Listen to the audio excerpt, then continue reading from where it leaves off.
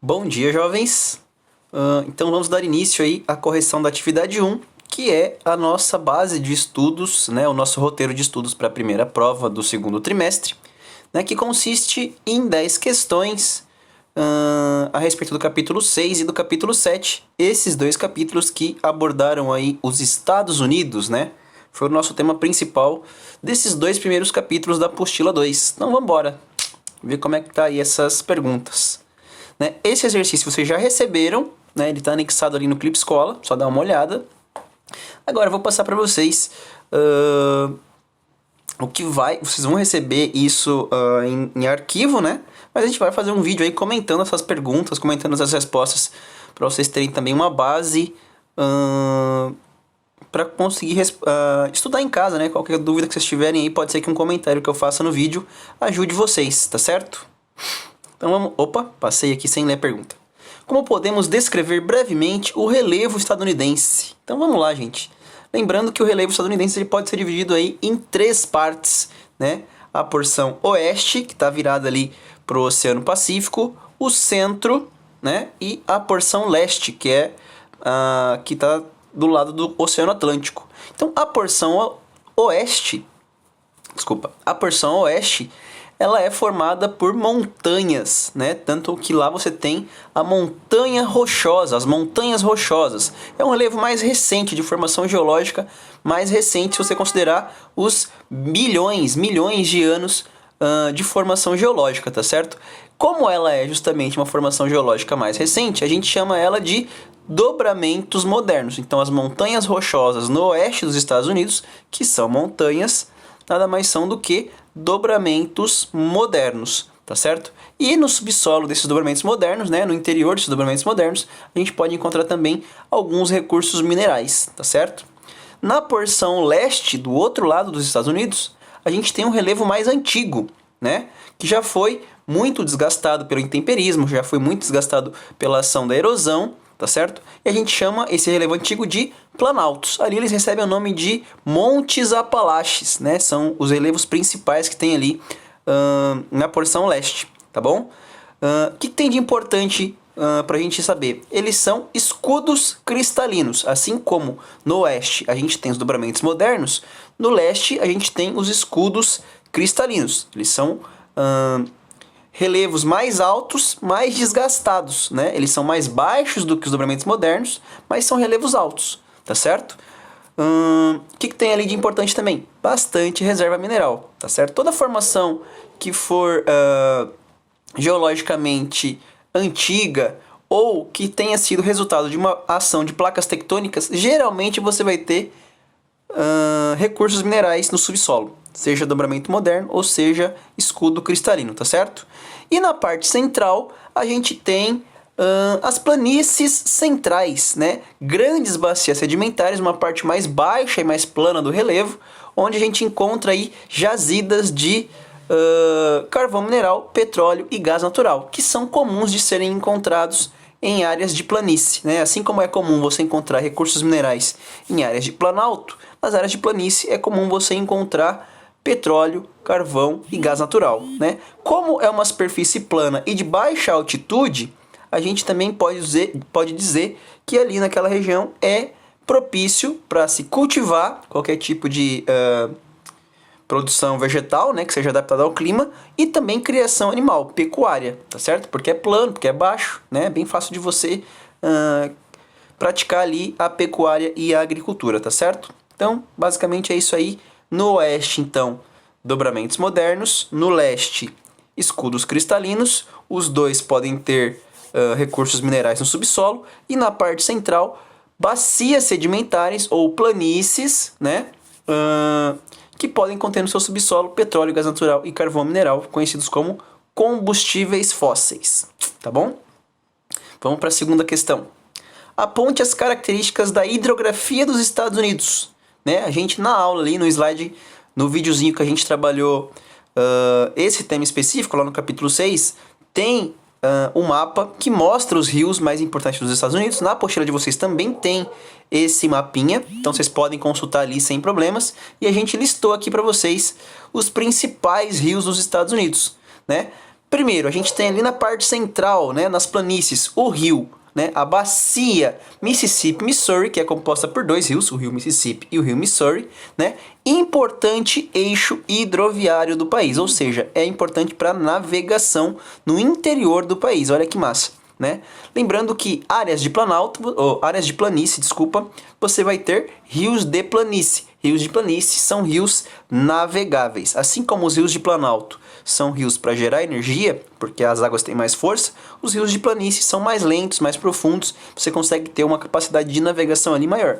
Então, a bacia do Mississippi-Missouri, que fica no centro dos Estados Unidos, né, é uma bacia navegável, os rios dali são navegáveis. Agora, lá no nordeste dos Estados Unidos, aquela região onde começaram as indústrias, onde você tem grande povoamento, né, onde começou o desenvolvimento norte-americano, o desenvolvimento dos Estados Unidos, você tem alguns rios que são muito importantes ali. Dois deles a gente destaca bem legal. O rio São Lourenço, né, que fica na divisa entre o Canadá e os Estados Unidos, e o rio Hudson, que leva ali, que na verdade atravessa uma região muito populosa dos Estados Unidos e consegue desembocar no Oceano Atlântico. E próximo desses dois rios, na mesma região, a gente tem os grandes lagos, né, com destaque ali para o Lago Ontário, né, e para o Grande Lago. Na verdade são um conjunto de grandes lagos, né? São vários ali entre a fronteira do Canadá e Estados Unidos, e ali também é uma região que tem bastante importância de navegação, né? Você consegue ter o deslocamento de grandes cargas ali pela via hidroviária entre o Canadá e os Estados Unidos e também para escoamento na direção do Atlântico, tá certo? Então é isso, galera. Esses aí, então, são os principais. No conteúdo dos slides ali da aula, tem outros, né? A gente fala do Rio Colorado, a gente fala dos rios que estão mais a oeste, a gente fala dos pântanos do sul, mas esses aqui citados no slide e que estão na correção são os mais importantes, né? A bacia do Mississippi Missouri, que fica no centro, importante para agricultura, importante para pecuária também, importante para transporte, e os grandes lagos, o Rio Hudson e o Rio São Lourenço, que ficam ali no nordeste, tá bom? Vamos para a próxima. Associe os climas e as vegetações dos Estados Unidos à sua localização no território.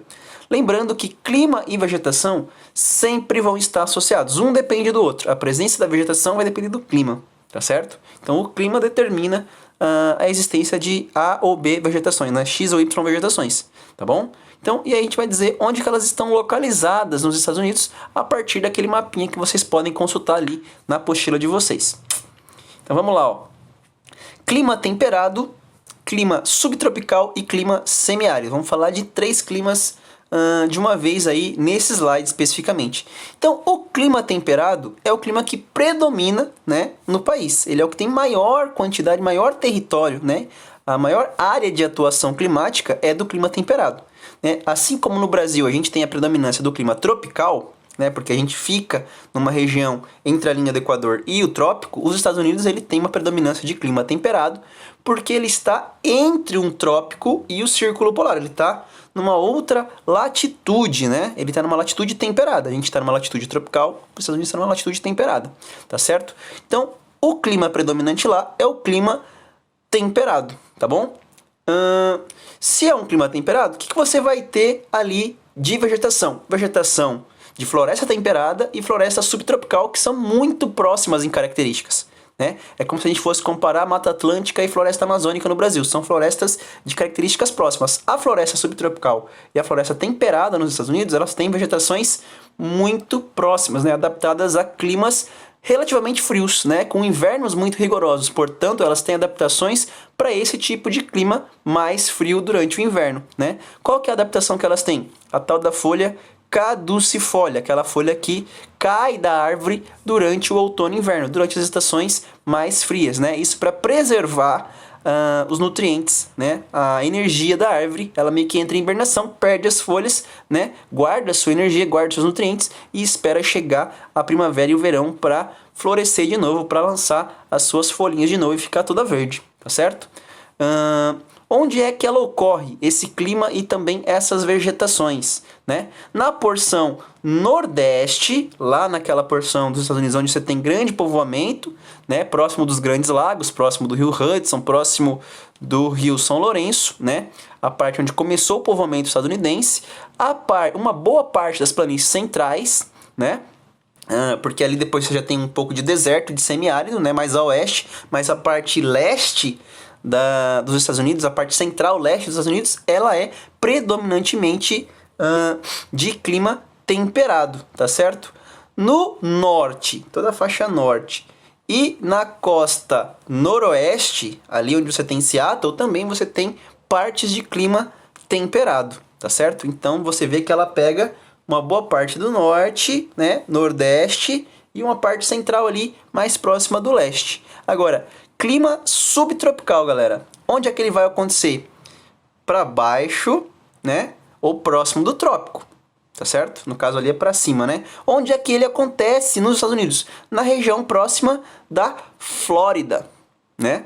A Flórida ela tem aquele clima ali um pouquinho mais tropical, mas na verdade é subtropical, né? Olha lá, onde é que tá então a Flórida? Para quem não sabe onde é que fica a Flórida nos Estados Unidos, ela fica na costa sudeste. Então vamos pensar, ó. Clima temperado, norte, nordeste e uma parte do centro. Clima subtropical aqui no sudeste, né? Onde você tem a Flórida, aquele pezinho, né? Aquele rabinho dos Estados Unidos ali no sudeste, tá certo? O que você tem de interessante ali de vegetação? Você tem as pradarias, né? Você tem uma vegetação que é muito mais próxima do que a gente tem aqui no sul do Brasil, que é o quê? Vegetação mais rasteira, né? Arbustos médios, árvores de médio porte. Você não vai ter uma floresta muito densa, né? Você não vai ter uma coisa próxima da floresta amazônica, que é uma floresta tropical, por exemplo. Você vai ter pradarias, que são vegetações mais baixas em tamanho. Em algumas áreas com maior umidade você pode ter florestas subtropicais, que é o que acontece aqui também no clima temperado, né? Então, nessa transição entre o que é clima temperado e o que é clima tropical, o que você vai ter? Floresta subtropical, né? Ela vai conseguir se apresentar tanto no clima temperado quanto no clima subtropical. Por quê? Porque são climas e características geográficas muito próximas, muito semelhantes, né? Então, clima temperado, vamos voltar aqui, ó. Clima temperado, você tem floresta temperada e floresta subtropical. No clima subtropical, você tem pradarias e floresta subtropical. Show de bola. Agora, eu falei, já tinha comentado, o clima semiárido, ele pega ali uma porção centro-oeste, né? Uma parte mais central e oeste, do outro lado ali dos Estados Unidos. É uma parte mais seca, tá certo? Por quê? Porque o que vem da costa leste não chega, a umidade não chega ali, né? O que vem da costa oeste é barrada pelas montanhas rochosas, né? A umidade que viria da costa oeste é barrada pela montanha rochosa. Então você tem uma área de seca ali na parte central dos Estados Unidos, né? O que tem ali de vegetação, professor? No clima semiárido, você vai ter uma pradaria um pouco mais ralinha, steppes, né? Que são arbustos, ele parece um pouco com a savana, tá certo? E vegetação de deserto, vegetação de área seca, próxima ao que a gente tem ali na caatinga nordestina, né? Xerófitas, cactos, bromélias, árvores secas, né? Você vai ter uma vegetação adaptada a um clima muito seco, tá certo? Onde é que ela ocorre? Como eu falei para vocês, na parte interna das montanhas rochosas, né? Porque a umidade não passa ali, e numa porção central e oeste, né? Se a gente pegar o mapa ali, vocês conseguem ver que o clima semiárido ele ocupa uma porção central-oeste, um pouquinho do norte ali também, né? Noroeste, mas ele tá mais pro lado esquerdo, né? Para a porção oeste dos Estados Unidos. A parte leste a gente tem o quê? Temperado, opa, passei sem querer. Temperado e subtropical. Do meio, né? Da parte central pro oeste já começa a aparecer outros climas. Clima semiárido é um deles, né? Vamos pro próximo. Olha lá, ó, tem mais 4 aí agora. Clima desértico, clima tropical, clima mediterrâneo e o clima, que na verdade são vários, mas eles têm proximidade, né? Porque eles vão acontecer na mesma região. Clima frio, frio de montanha e polar. Então vamos por partes. Clima desértico. O clima desértico ele vai acontecer quando as características climáticas elas ficam mais severas do que no clima semiárido, né? A gente tem desertos nos Estados Unidos na porção sudoeste, né?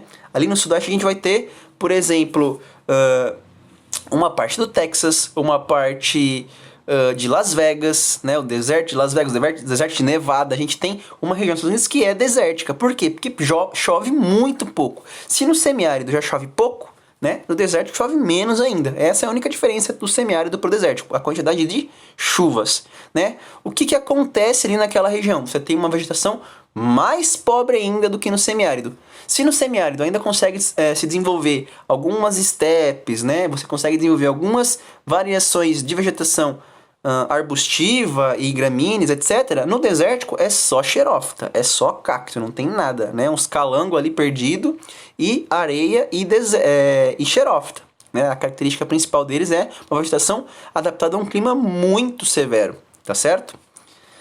Por quê? Porque tem baixa pluviosidade. Deserto não chove, né? Vocês devem lembrar que deserto é uma região com pouquíssima chuva durante o ano todo. No semiárido chove um pouquinho mais, no deserto não chove quase nada, né? Fica meses sem uma gota de chuva, tá certo?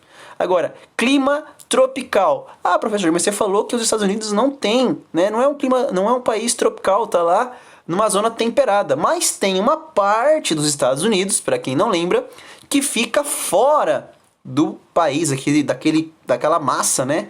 Da parte grandona dos Estados Unidos, que é, olha aí, cadê? O Havaí, né? O Havaí, ele fica no meio do Oceano Pacífico, na zona intertropical, né? Então, o Havaí é a única região, a única parte do território americano, estadunidense, que tem clima tropical. Por quê? Porque ele está numa região entre os trópicos, né? Ele fica entre o trópico de Capricórnio, o trópico de Câncer, né? E a linha do Equador, tá certo?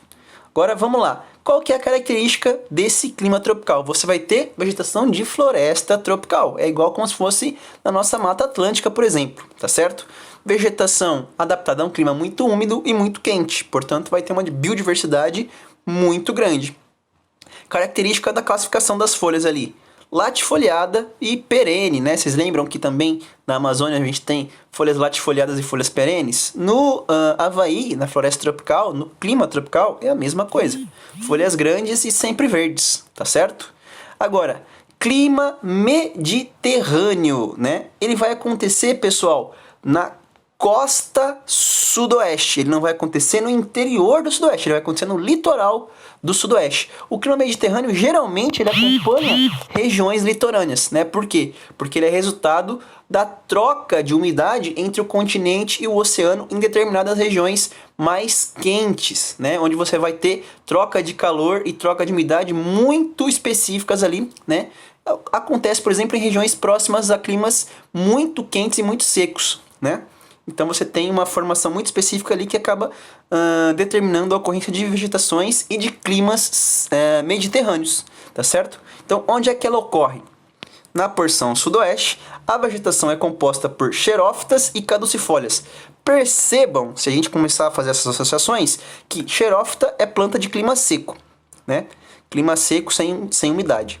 E caducifólia é um tipo de planta adaptada também a climas frios e secos, né? Então, vocês percebam que o clima mediterrâneo, embora ele tenha umidade, alguma umidade porque ele está próximo do litoral, ele está ali apresentando vegetações de adaptação seca. Por quê? Porque a troca de umidade entre o continente e o oceano faz com que chova no oceano e não chova no continente com tanta intensidade, né? Então você vai ter uma vegetação adaptada a esse fenômeno, tá certo? O que explica isso, né? Geralmente, a vegetação mediterrânea, ela acontece próximas onde você tem litorais frios, né? Onde você tem fenômenos que puxam a umidade que deveria ir para o continente de volta para o oceano, né? Então chove mais no oceano do que deveria chover no continente. Por isso que se explica aí a existência de plantas xerófitas e caducifólias. No clima mediterrâneo e na vegetação mediterrânea, né, porque ela tem esse nome também, vegetação mediterrânea, que tem xerófitas e caducifólias, ela tem um nome específico para as plantas que ocorrem ali, que são os maquis e garrigues, né? Maquis são mais rasteiros, garrigues são árvores um pouco mais altas, né, de porte médio, mas que também não são tão grandes, né, não são latifoliadas, não são perenes, elas são adaptadas a essa condição climática mais restrita, tá certo? Então, clima mediterrâneo, vegetação mediterrânea, ali no sudoeste, na costa sudoeste, composta por xerófitas e caducifólias, que a gente pode chamar de maquis e garrigues, tá certo? Aqui, ó, outra característica legal que eu esqueci de falar. O verão é quente e seco e o inverno é moderado e chuvoso, tá certo? Isso aí é legal a gente lembrar também do clima mediterrâneo, tá certo? E por último, clima frio, frio de montanha e polar. Todos esses, o nome já dá uma dica, que eles são? Climas extremamente frios, né? Climas onde você vai ter temperaturas baixas basicamente o ano todo. E onde é que ele vai acontecer, gente? Olha aí, ó, no Alasca, que é aquela região lá longe dos Estados Unidos, né? Ela fica para cima do Canadá, né? E no alto das montanhas rochosas, tá certo? Então, Alasca, gelado, geladaço, né? Foi comprado da Rússia, e das montanhas rochosas por conta da altitude, né? Então, se a gente for falar em frio de montanha, a gente está falando da onde? Das montanhas rochosas. Se a gente está falando de frio e polar, a gente está falando da onde? Do Alasca. Então, frio de montanha nas montanhas rochosas, polar e frio no Alasca, tá certo?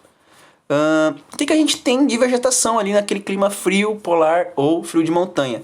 Uma variação entre coníferas, né? Ou taiga, ou vegetações adaptadas a um clima mais frio, né? Aqueles pinheiros, aquela coisa natalina ali que é bem simbólica nos Estados Unidos, né? Os pinheiros, tá certo?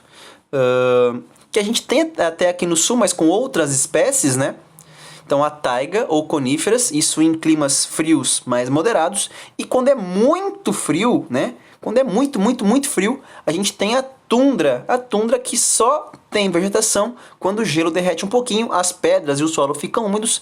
E aí você tem o surgimento de musgos e líquens, né? Quando o gelo dá uma derretida, umedece o solo, essas plantas elas conseguem se desenvolver. Isso a gente chama de vegetação de tundra, tá certo? Então taigas são as coníferas, os pinheirinhos lá, e a tundra é musgo e líquens que só acontecem quando o gelo derrete um pouquinho, e aí essas vegetações elas conseguem surgir nas áreas onde você tem frios muito extremos, né? Climas muito extremos e frios, tá certo? Vamos para a próxima aí. Descreva o processo de povoamento e expansão territorial dos Estados Unidos, né? Tem um mapa lá que mostra pra gente o ano e de quem os Estados Unidos obteve os territórios. Eu fiz aqui, ó, vocês vão ver, uma resposta bem mais sintética, né? Eu coloquei ali só os povos. No mapa de vocês ele vai estar bem mais explicadinho, tá certo? Na questão da prova, eu não vou exigir um conhecimento muito profundo desse aspecto, né? Por quê? Porque geralmente o que cai, ou o que é cobrado sobre os Estados Unidos é o início da colonização e justamente essa pluralidade de países com quem ele negociou o território para chegar da costa leste até a costa oeste. Foram vários países que os Estados Unidos entrou em acordo ou entrou em disputa para conseguir chegar de um lado a outro, né? Então vamos lá. Então as colônias se estabeleceram primeiro aonde? Na costa leste, aqui desse lado, né? Elas eram conhecidas como 13 colônias. E quem que começou o povoamento, né? Quem começou a colonização dos Estados Unidos? Não foi Portugal e não foi Espanha, como foi aqui pra gente no sul, né? Foi o Reino Unido, né? A Inglaterra lá, os escoceses, os irlandeses, né? Teve um grupo de colonizadores diferente do nosso aqui da América Latina. Foram, então, o Reino Unido. E a proposta deles foi bem diferente da nossa, né? Embora você tivesse ali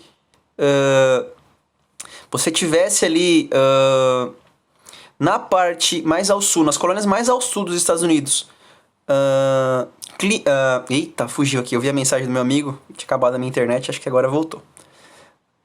No sul, como você tem áreas de povoamento mais voltadas para exploração, para cultivo, para criação de produtos que às vezes não se tinha no Reino Unido e também não tinha tanto espaço lá, né? Eles estão numa terra maior, estão num território mais vasto. Então, se cultivava muitas coisas no sul para se levar para o Reino Unido, para abastecer a Europa também. Mas, de forma geral, o território na América, colonizado pelos ingleses, os Estados Unidos especificamente, porque eles tiveram outras colônias de exploração aqui, então, nos Estados Unidos, foi especificamente voltado para o povoamento, embora você tivesse territórios onde se cultivasse produtos para serem levados para a metrópole inglesa, tá certo? Qual que foi o sentido de expansão do território?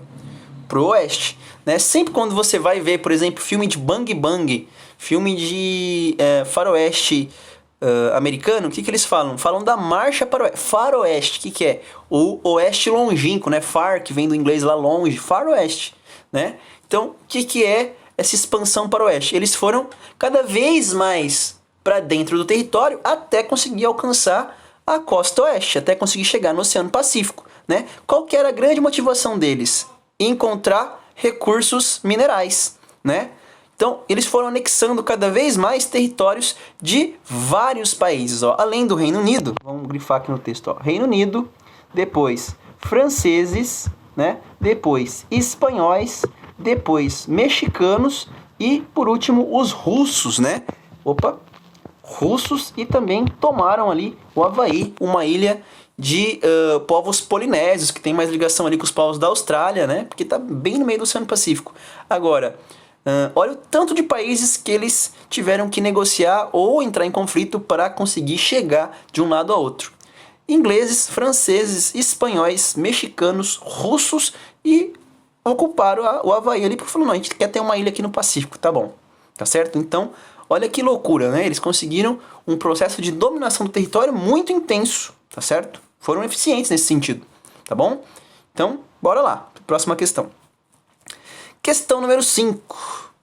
Descreva as motivações para o crescimento econômico e a crise dos Estados Unidos em 1929, né? Lembrando que a gente está falando desse crescimento econômico entre o século 19 e 20, né? Século 20 que começa ali em 1901, né? Século 19 que termina em 1900. Então, essa transição do século 19 para o século 20, esse crescimento, principalmente após a Primeira Guerra, né?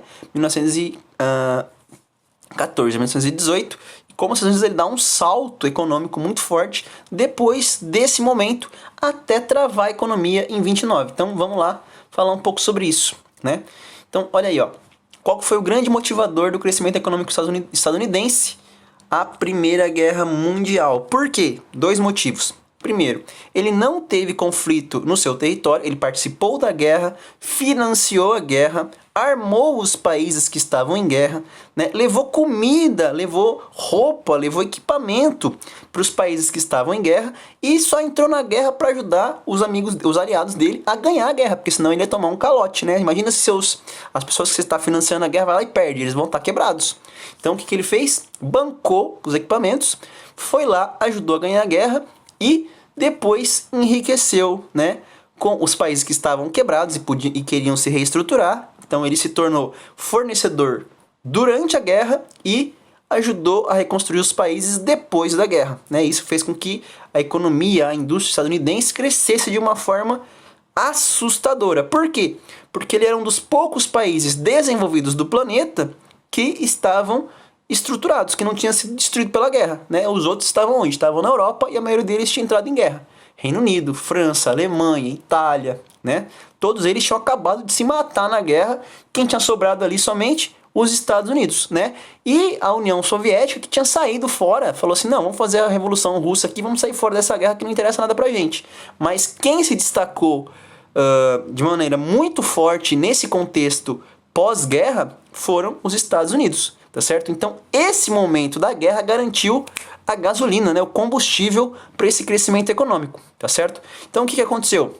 A economia estava andando sozinha, né? Estímulo do consumo, todo mundo com dinheiro, as fábricas crescendo, todo mundo empregado, a economia girando um monte. Só que aí o tempo passa, esses países da Europa começam a se reestruturar, começam a também ser mais competitivos no mercado, né? Começam a fazer competição com os Estados Unidos e aí a economia dos Estados Unidos dá uma baixada, né? Você começa a ganhar concorrentes, a sua economia dá uma desaquecida.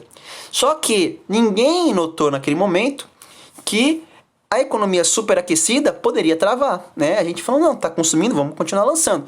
E a mania, a proposta de produção industrial era a proposta taylorista-fordista, produzir muito, né, fazer propaganda, vender o estilo americano para se consumir muito para a economia continuar crescendo. É a superprodução e o superconsumo. Só que acontece, a produção começa a ganhar concorrência de outros países e o consumo começa também a cair. Por quê? Porque aí as fábricas começam a vender menos, né? É necessário você baixar o número de funcionários, aí você tem pessoas que ficam desempregadas, então a economia dá uma caída, tá certo? e começa a se ter muita produção e pouco consumo. Em um curto espaço de tempo, essa produção fica extremamente acumulada, né, sem consumo, e as empresas têm muito gasto para produzir em grande quantidade, e elas começam a quebrar, começam a perder o seu lucro, começam a abrir falência. E isso gera um efeito em cadeia no mundo todo. Por quê? Porque as empresas americanas começam a perder valor na bolsa de valores, né, os investimentos internacionais, os investimentos do capital americano no mundo todo também começam a ter queda, né? Você começa a ter uma perca da importância da força dos Estados Unidos na economia mundial, porque eles começam também a parar de consumir de outros países, né? Um exemplo aqui pra gente é que os Estados Unidos parou de consumir café brasileiro, né? O café que era o nosso principal produto econômico no início do século XX. Como a gente perdeu o nosso principal comprador, né? Eles param de comprar da gente, o que acontece com a nossa economia? Quebra. Então, isso acontece basicamente com o mundo todo, que tinha uma forte dependência do consumo americano, do consumo estadunidense. Então, olha só que loucura. Eles saem da Primeira Guerra muito fortes, né? Crescem, emprestam dinheiro, financiam a reconstrução da Europa. Chega uma hora que a Europa se estrutura, aí a economia trava. Como ela trava, né, e a expectativa era que ela continuasse crescendo, não dá, a lógica entra em falência, a lógica entra em bug, né? Tinha que continuar crescendo, não continua. E esse dinheiro que a gente está investindo aqui não volta. Então começa a quebrar. No que começa a quebrar os Estados Unidos, o mundo inteiro começa a quebrar. E a gente tem o quê? Esse crescimento caindo e uma recessão. Essa recessão a gente chama que ela é denominada, ou ela ocorreu a partir do ano de 1929. Então olha o espaço de tempo aí, ó, entre a Primeira Guerra, 1914, até 1929. Então foram 15 anos de intenso crescimento estadunidense, né? E de fortalecimento da economia. De repente, travou o negócio, né? Então, de 1914 a 1929 houve um crescimento aceleradíssimo até a quebra da Bolsa de Nova York, né? A quebra da lógica fordista de produção intensa, de consumo intenso, porque a lógica econômica, a lógica capitalista do momento não funcionava mais, tá certo? Então, vamos pro próximo aí que vai dar uma continuidade, né? O que aconteceu, então, depois disso aí, depois de 29, né? Dos anos 29 e 30, onde a economia estava andando meio que sozinha, o governo americano não precisava fazer muita coisa, né? Precisava só incentivar, falar, não, a gente vai construir mais estrada, vamos construir mais ferrovia, vamos melhorar o abastecimento de energia, vamos dar possibilidade das empresas produzirem, né? Então ele fazia o normal, né? Fazia o básico. De repente trava a economia, todo mundo fica desempregado, todo mundo começa a ter falência, todo mundo começa a perder dinheiro, né? Os Estados Unidos entram em crise, a economia dos Estados Unidos entra em colapso, o mundo entra em crise, e aí o que eles fizeram, né? Qual foi a resposta para esse momento de crise? Aí aconteceu o que a gente vai falar na resposta das 6 aí, ó, disserte sobre os mecanismos que pautaram a reestruturação econômica do país. Vamos lá. Então quem que tinha que agir para reconstruir, para reestruturar a economia estadunidense? O Estado, o governo, né? Ele que é o grande gestor de tudo, né? Da população, da infraestrutura, da economia, dos negócios, né? Da indústria, da agricultura. É ele que organiza, tá certo? Ele pode não participar muito, mas ele tem que organizar, né? Ele tem que construir estrada, tem que fazer as coisas, tá bom? E aí, o que acontece?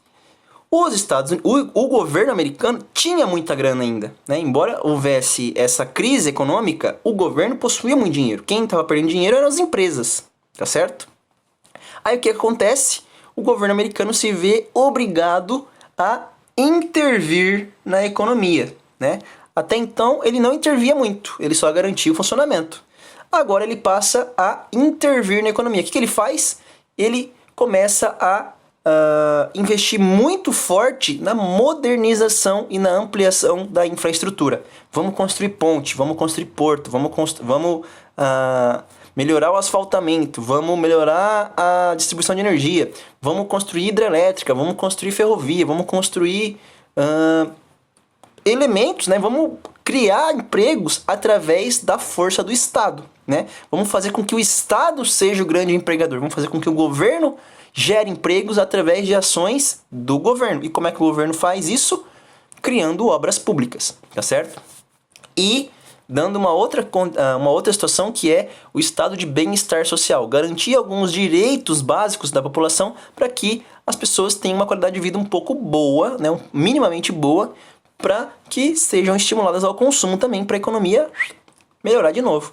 Então, quando é que isso acontece, pessoal? Em 33, né, 4 anos depois dessa crise de 29, entra um presidente novo, que é o Franklin Roosevelt, né? Esse Franklin Roosevelt, ele implanta, nessa lógica aí de que o governo deve intervir na economia, a New Deal. Tá aqui, ó.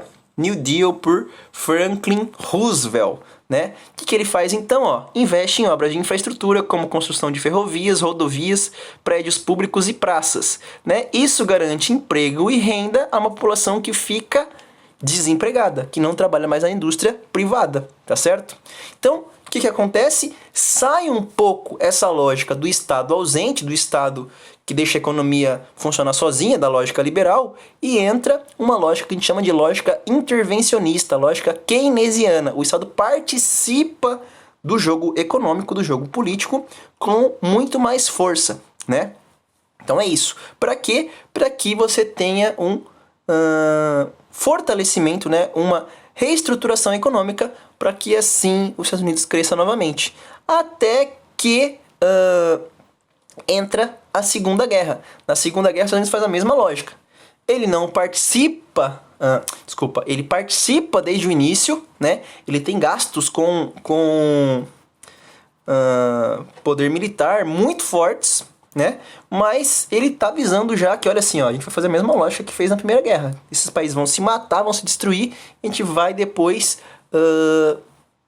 conseguir emprestar dinheiro, né? Criar métodos, criar maneiras de emprestar dinheiro para esses países se reestruturarem com a nossa grana, e assim a gente vai ganhar com juros, vai ganhar em cima dessa proposta que a gente vai fazer no futuro. Então eles já tinham essa ideia, né? Vamos lá, essa guerra vai acontecer, a gente vai ganhar, vai participar, vai ter uma influência militar e econômica muito forte no mundo, tá certo? E aí a gente vai impor a nossa agenda, vai impor nossos planos de reestruturação econômica a partir do dólar, né? E aí eles expandem esse domínio a partir da Segunda Guerra. Então, eles entram na Primeira Guerra. Olha como foi curta, né? A trajetória foi em menos de 50 anos, eles se colocaram como uma grande potência mundial. 1914 começou a Primeira Guerra. 1940 e tralalá, não lembro agora a data certa, que eu sou ruim para guardar as datas da Segunda Guerra. Nos anos 40, 1940 e poucos, termina a Segunda Guerra, os Estados Unidos só tomou ataque lá no Havaí, lá em Pearl Harbor, né? Nos Estados Unidos não teve ataque nenhum, né? E eles têm grana, cresceram o poder econômico deles muito, cresceram a capacidade industrial deles muito e tem um grande poder militar, porque durante a Segunda Guerra eles investiram pesado no armamento militar, tá certo? Então eles deram um salto muito forte, né? Vinham dessa intervenção econômica onde deu esse gás na economia, e aí durante a Segunda Guerra eles dão um salto, eles gastaram muito, mas recuperam essa grana também de uma forma muito rápida. E aí eles aplicam a mesma lógica da Primeira Guerra, vamos emprestar dinheiro para esses países reestruturarem, e essa lógica de emprestar dinheiro também se expande aos países subdesenvolvidos. Por quê?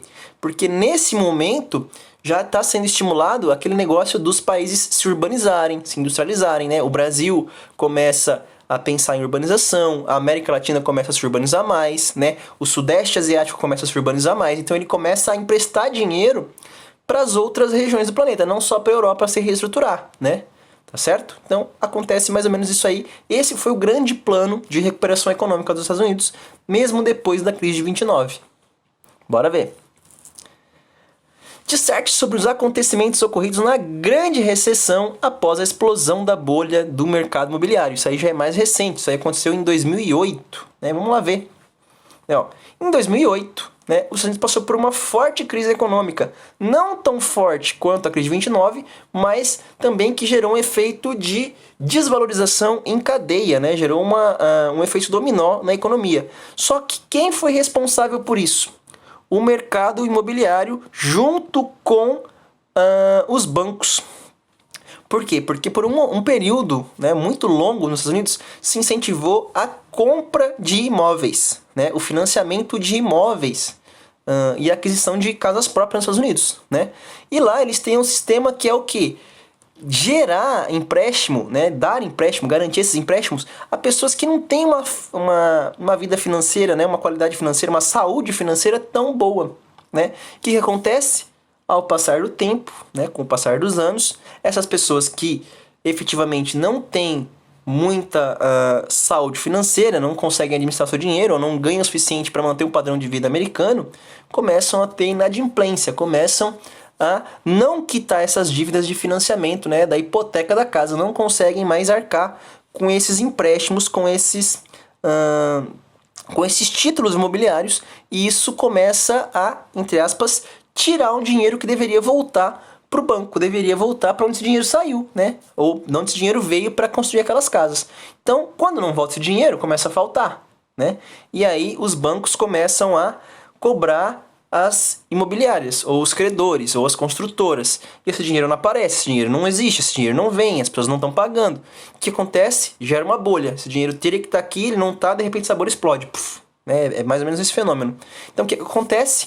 Os bancos começam, entre aspas, a não ter de volta esse dinheiro que deveria ter voltado com o pagamento das parcelas, né, desses créditos que foram feitos a pessoas que não tinham como pagar, tá certo? Mas isso a gente tem que pensar que os Estados Unidos ele tem uma economia muito voraz. Então eles criam mecanismos para o dinheiro girar, mesmo que as pessoas não tenham dinheiro, né? A gente faz isso no Brasil também. Só que isso criou um monstro, né? A bolha imobiliária ela foi gigantesca. Por quê? Essas dívidas elas foram sendo vendidas de banco para banco. Olha, a gente tem essa dívida aqui, a gente vai vender para você, provavelmente você receba mais para frente. Aí esse banco desconfia falando, vou vender para o outro, vou vender para o outro. E aí esse valor só foi aumentando, porque um banco vendendo para o outro, a gente, ó, essa dívida a gente não consegue pegar mais, vamos vender para um outro banco, vamos vender para um credor, né? Vamos passar para frente. E esse dinheiro foi sendo só hipotético, olha, esse dinheiro existe, ele vai voltar, mas ele não está na minha mão ainda, então eu vou passar para frente, vamos negociar. E aí chega uma hora que eles viram que não ia dar mais, né? O que acontece? Quem tem que entrar em ação de novo? O governo, né? O governo ele começa a ceder linhas de créditos para os bancos não quebrarem, embora bancos menores tenham quebrado. Muitos bancos, até os bancos grandes, né? Alguns bancos grandes dos Estados Unidos tenham quebrado por conta dessa lógica da bolha imobiliária, tá certo? O que acontece com as pessoas também, gente? Perdem as casas, né? Os bancos começam a cobrar essas dívidas, falam, olha, não tem como pagar a casa? Tchau, né? Sai, a gente vai tomar sua casa, não tem como pagar, né? Então muitas pessoas perderam as suas casas, né? Por conta dessas dívidas arroladas aí de banco para banco, de credor para banco, né? Uma hora ele falou, não, a gente vai executar essa dívida aqui, quem tem a casa vai perder, infelizmente, né? Então muita gente perdeu as suas casas durante essa crise de 2008, né? Foi uma crise muito conhecida. Tem até um filme, se eu não me engano, chama A Grande Aposta, que fala sobre isso, né? Que conta um pouquinho da história do Elon Musk também. É bem legal, né? Para vocês saberem, é um pouco fantasia, mas conta um pouco dessa história também, desse momento histórico aí da bolha imobiliária dos Estados Unidos. Tá certo? Então, bora pra frente. Questão número 8. Como se estabeleceram os cinturões agrícolas dos Estados Unidos, né? A gente falou sobre isso aí nessa última aula, né? Dos belts agrícolas. Então, como é que eles se estabeleceram? Vamos lá, ó. O que eles são? Vamos falar sobre o que eles são, né? São territórios especializados em determinadas produções agrícolas, né? Onde você tem elementos físicos, naturais e tecnológicos que garantem um potencial produtivo mais alto, né? Foi feito um estudo, uma série de estudos ali que fala, olha, se você produzir esse cultivo aqui, sua rentabilidade e sua produtividade vão ser maiores por causa desse elemento. Tá certo? Olha, tem mais mão de obra, isso aqui precisa de mais mão de obra, então vamos mandar para cá. Olha, precisa de um clima seco, vamos mandar para cá. Precisa de um clima mais úmido, vamos mandar para cá. Pode ser utilizado irrigação, então vamos mandar para cá. Então eles montaram meio que um mosaico das culturas agrícolas americanas, estadunidenses, e aí dividiram em belts, tá certo? Agora, quais são, né? A gente tem vários, a gente já viu naquele mapinha lá na última aula, ó, o cinturão do trigo, o wheat belt, o cinturão do milho, corn belt, né, que são ali no norte e no centro, o cinturão de laticínios, né, o gado leiteiro, dairy belt, né, no nordeste, lembrando ali que o dairy belt abastece a região mais povoada dos Estados Unidos, né, o Citrus Belt, que são de frutas irrigadas, né? Ali mais para oeste, o cinturão das culturas subtropicais no sudeste e o cinturão de algodão no sul, né? O Cotton Belt mais ao sul ali, próximo também do Fruit Belt. Você tem outros, né? Pulei aqui, ó. O Ranching Belt, né? Que também fica no oeste, né? Que é o de criação de gado. Se vocês estão com dúvida para visualizar essa resposta, volta lá na apostila de vocês e pega o mapinha das culturas, né, dos cinturões agrícolas estadunidenses, que lá tá bem definidinho. Se tiver com dúvida, também pode assistir o vídeo do capítulo 7 que fala sobre isso, né, o capítulo anterior que a gente trabalhou agora, ainda essa semana, tá bom? Então, vamos lá. Questão número 8. Opa, já passei aqui, ó. Voltei 2 vezes sem querer. Questão número 9. Descreva o ocorrido nas regiões industriais... primeiro falando da região mais antiga. Então, descreva o ocorrido na região industrial mais antiga dos Estados Unidos. Qual é a região industrial mais antiga? Deixa eu ver se aparece o nome dela aqui. Olha, não coloquei, né? Mas a região mais antiga, ela se chama Manufacturing Belt, ou o cinturão das manufaturas. Ele também é um cinturão, só que é um cinturão industrial. É uma região onde você vai ter mão de obra, mercado consumidor, maior desenvolvimento, maior infraestrutura, que é o nordeste dos Estados Unidos. O que você tem ali, ó?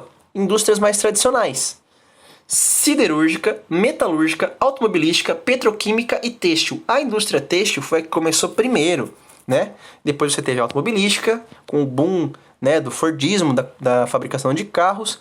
Petroquímica, metalúrgica e siderúrgica acompanharam o processo de industrialização, né? Que são a base da industrialização: petróleo, carvão, aço e ferro, né? Siderúrgica, metalúrgica e petroquímica, tá certo? Só que, o que aconteceu? Essa região industrial, ela vai perdendo o seu valor, ela vai sendo sucateada, ela vai sendo abandonada. Primeiro, por conta do aumento da competitividade. Segundo, por conta do aumento dos custos, né? Competitividade tanto interna quanto externa. Outras regiões começam a se desenvolver, né? Há uma descentralização dessas regiões, até porque outras áreas também começam a ter reserva de mão de obra, né? Capital intelectual de pessoas, mão de obra formada para poder trabalhar e para poder desenvolver áreas industriais, né? Então essa região nordeste, ela fica saturada, fica cara, fica competitiva, e aí você começa a ter uma desvalorização, um sucateamento dessa região, tá certo? A ponto dela ser chamada no futuro, né? No futuro que é o hoje, né? De Rust Belt, ou seja, o cinturão da ferrugem, porque algumas fábricas ali foram abandonadas, né? Foram deixadas de lado para que fossem construídos novos centros em outras regiões, né? Então você tem barracões abandonados ali em grandes quantidades, mesmo que ali tenha sido um grande centro industrial, e ainda é um grande centro industrial, só que hoje você tem uma distribuição mais descentralizada da indústria estadunidense, tá certo? E por último, né, a gente vai falar agora sobre as novas regiões industriais dos Estados Unidos, que são as áreas conhecidas como Sunbelt, né? O Sunbelt, que fica na costa oeste, né? Do lado oeste, criado do Pacífico, e também na região sul, né? Em todo o lado sul dos Estados Unidos. Vamos falar um pouco deles aqui então, ó. Sunbelt engloba regiões que têm indústrias mais modernas. Se ali no Nordeste você tem indústrias mais arcaicas, no Sul e no Oeste você tem indústrias mais modernas, né? Tanto na costa oeste, ali em Seattle, que está lá mais ao norte, né? Onde você vai ter o Vale do Silício, onde você vai ter as indústrias, as fábricas não, né? Os centros tecnológicos da Google, da Microsoft, do Facebook, né? Todos lá em Seattle, no Vale do Silício. Na costa oeste, né? Naquela megalópole que eu falei para vocês, São Francisco, Los Angeles, San Diego, a metrópole ou a megalópole chamada de San, né? San Diego, São Francisco, e um grande centro industrial no sul, né, voltado para a produção aeroespacial, né, que fica ali no polo ou nos polos da NASA em Dallas e Houston, que ficam no Texas. Na Flórida, né, na região ali que tem aquele rabinho que eu falo para vocês ali do clima subtropical, a gente tem também, e no Texas também, tá, uma região forte em indústrias petroquímicas mais modernas, né? A gente também tem petroquímica ali no Nordeste, mas na região sul tem tecnologias um pouquinho mais avançadas, capacidades um pouquinho mais modernas de prospecção e processamento de petróleo e derivados, tá certo? Então, Sunbelt, Sul e Oeste, né? Indústrias de alta tecnologia, Seattle, São Francisco, San Diego e Los Angeles. No Sul, indústria bélica, aeroespacial e petroquímica, né? Dallas, Houston e Flórida. Fechou? Então é isso, galera. Acho que aqui a gente finaliza a nossa correção, tá certo? Então façam aí a correção de vocês, tá certo? Com caneta. Esse trabalho é para ser entregue junto com os exercícios do capítulo 6 e 7 no dia da prova. Já tá tudo certinho ali no cronograma para vocês. Então é isso, tá certo? Fiquem bem, estudem, se preparem. Semana que vem a gente tem uma aula ao vivo para tirar as dúvidas de vocês, tá certo? E aí, na segunda aula da semana a gente tem a prova, já tá tudo agendadinho, tudo certinho. Vocês já receberam aí o cronograma, tá certo? Então, forte abraço. Bom final de semana para vocês, se cuidem e tchau, tchau.